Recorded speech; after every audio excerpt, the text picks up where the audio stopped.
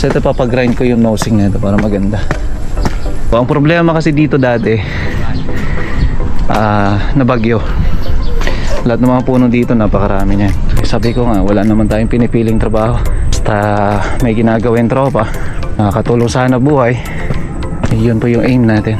Ang purpose kasi niyan hindi na yung kumbaga sisirain niya yung salamin na bago na naandyan, kasi pag tinas mo yan puro salamin talaga yan.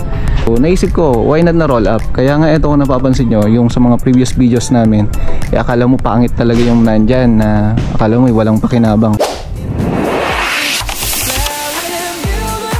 Okay, welcome back sa ating panibagong vlog. Ito na yung San Antonio 1 project natin. May roll up na. So safe na yan kahit bumagyo. Yan, panibagong araw tayo. San Antonio 1 project. Akit tayo sa taas para makita yung ginagawa. So dumaan lang tayo dito ngayon kasi may turnover project tayo sa San Antonio 2. And then diretso tayo ng Santa Fe.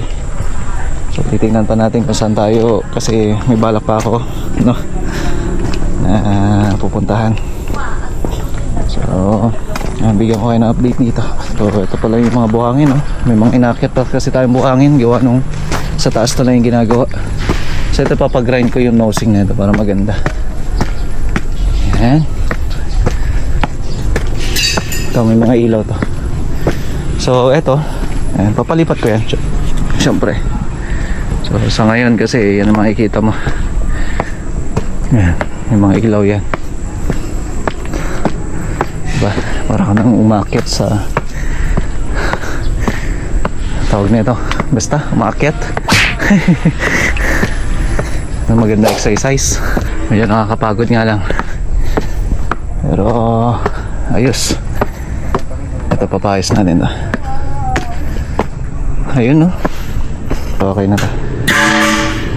Ayan, so buhangin lang talaga pinalagay ko dito. Ayan, ito na yung roll up. Ayan, so pwede na natin ilagay yung spandrel nya. At okay na. So ito, hindi muna na natin siya ibubukas kasi kailangan patuyuin yan 1 week, kasi QD ang gamit natin dyan. Ayan. So ang problema kasi dito dati, nabagyo. Lahat ng mga puno dito napakarami niyan. Kaya sabi ko kay sir, mas maganda lagyan na lang natin ng roll up. Pero makikita nyo yan yung mga previous videos natin. Yan, kita nyo yung roll up, pero pag yan itinas mo, makikita mo naman yung ganda ng pagkagawa, diba?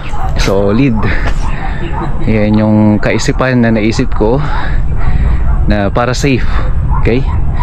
So eto, hindi mo naman mapapansin kasi magkakulay na. So parang dinaya ko na sa part na yan, pinagawa ko sa tropa. Yan, so ganun din dito, may roll up, ganun din doon. So yun yung idea na binigay natin dyan. Ito yung glass na lang niya. So okay naman na dito lahat. Ganda, oh. Fluted panel, tapos may roll up. Ganun lang naman na, double purpose na kasi yan. Kung sakali wala sila, so baba lang nila yan. So safe na. Malalagyan na kasi ng spandrel yan, wood accent din para maganda. So ito, pinalagyan ko ng ganito, and then buhangin hanggang doon. So buo yan. Ito may roll up pa yan. Okay, then dito, ayan, pinarevise ko na rin yan, CR na yan. So okay na. So napinturahan na rin. Aji ka dating ngayon eh pare, naayos nyo na? Hindi pa po. So ito naman, pag akyat mo hanggang doon sa taas naman to. So yun yung ginagawa nila. Ito na lang yung natitira. Kasi ito, may pavilion yan sa taas at overlooking view na kumbaga ma-appreciate mo. Ayan, may railing na rin. Yan na yung paakyat na ho yan. Yan doon sa pinakataas nya. Oh, diba? Napakataas. So nag-i-step na lang dito at saka may nagpapalitada na. Yan. So layout, ayan yung stop nya, diretso na ho yan hanggang dun sa taas. Trabaho, ano, yan talaga yung ginagawa natin ngayon. Sabi ko nga, wala naman tayong pinipiling trabaho, basta may ginagawin tropa, nakakatulong sa hanap buhay, yun po yung aim natin. Tapos palitadaan na lang yan, kagaya na ito, palitadaan na, simulan na rin dito. So ito na yung pinakataas, yan, pakataas nyan. Tapos magtatayo tayo dyan ng poste, tapos yung pavilion nya dyan, so abangan nyo to. Yan, ito i-clear natin yan. Tapos dito yung sider, doon yung cross, diba? Napakataas. Okay, so balik tayo dito sa may part na to. So kanina nga nakwento ko, malakas kasi yung bagyo dito dati. So paano nga ba yung dating itsura niya? Itsura kasi niyan dati talagang basag-basag yan, salamin, nasayang. Kasi alam nyo naman ang presyo ng salamin, kahit alam mo na yun ay maliit lang o kaya malaki, parehas po yung kumbaga expenses mo niyan, lalo na kapag i-repair mo, kasi napakalaking trabaho niyan. Kaya kung makikita ninyo, ayan o, napakaganda niyan tingnan. So ang purpose kasi niyan hindi na ho yung kumbaga sisirain niya yung salamin na bago na naandyan, kasi pag tinas mo yan puro salamin talaga yan. Kaya kung balikan niyo yung mga videos namin, puro salamin ho yan.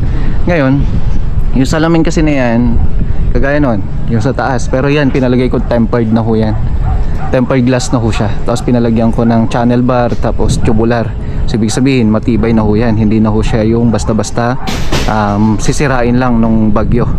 So yun yung purpose ko dyan. Kaya sabi ko sa kliyente natin, why not na roll up na lang, kasi yung dating nilalagyan nila dyan dati kumbaga bakal tapos plywood lang, sinira niya yung bakal, sinira niya yung plywood, yun din yung sumira dun sa may salamin.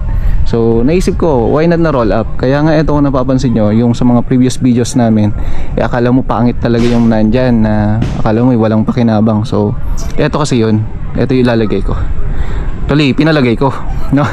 So ang isa pa dyan, para hindi para hindi naman nakafocus lang dyan, eto, so para nakaupansin. Yan yung mga design na ginawa ko dyan, para kako maging maganda yung itsura nya. Hindi lang naman yung itsura, kasi nahabol din natin dito is yung kumbaga yung security, kasi based sa security na sinabi ko, ay pwede na rin tong maging basihan para sabihin mo na hindi naman pwedeng pasukin na magnanakaw yan, o kung sino man, di ba? So kung walang pahintulot, o kaya naman kung nakalaklahot yun yan, kahit na nakataas ho yan, safe na safe po, no? Kasi salamin naman ho yan, lalo na kapag kasinara na talaga. Okay, so yan, double purpose tayo. Roll up yan, roll up dito, roll up doon, kasi yan lahat ay salamin. So kahit bumagnayo na ho yan, okay lang, wag lang sasadyay na sisirain, o kaya naman liparin ng malaking kahoy, ay sabihin na natin baka sisirain niya ho.